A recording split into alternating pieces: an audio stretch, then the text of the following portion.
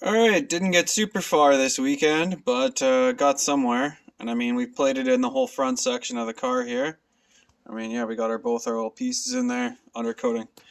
It's a huge pain to deal with, but I mean, it's been dealt with. So yeah, I mean, we're tied into that cross member or panel there, and then we're tied into the B pillar.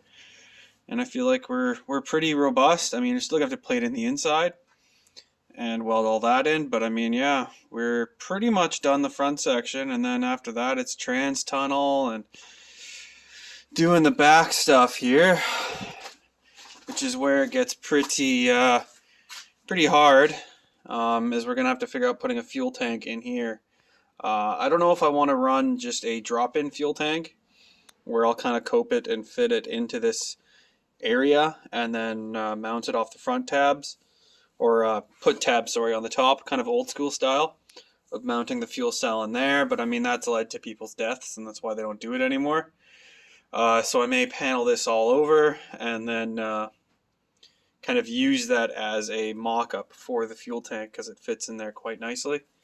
And yeah, or put it in and kind of build a little frame around it so it's somewhat structural in there and rigid.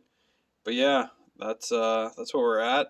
I mean, I still got to make this false floor because the frame is so much lower on these cars and different left and right. Chevrolet just put a big piece over, and it works fine because I mean there were springs and axles and all that shit, and the fuel tank was right in there on the car factory. But once we decided to just ditch where the OEM fuel tank was and just kind of make our own, things got a little bit easier in some senses. What we could do is actually put the fuel tank back into here, but then you run into issues. The higher the fuel tank is, the bigger the pain it is to fill it. So I mean, the lower it is, it's a little bit easier for the pathway for the fuel neck to go into it.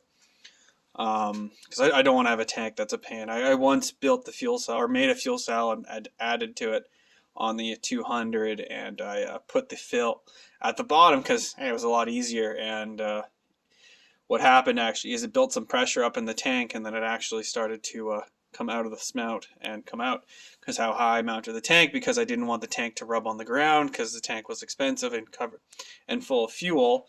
So I didn't want to hit the ground, and I wanted to be able to get the car low and go fast with it low. So yeah, I kind of screwed myself on that one, but live and learn. So yeah, we will keep carrying on, and I mean next week it's going to be false floor, trimming everything nice and cleaning it up because right now it's just being hacked apart with a plasma cutter. So yeah, I'll smell you guys later. Keep on keeping on.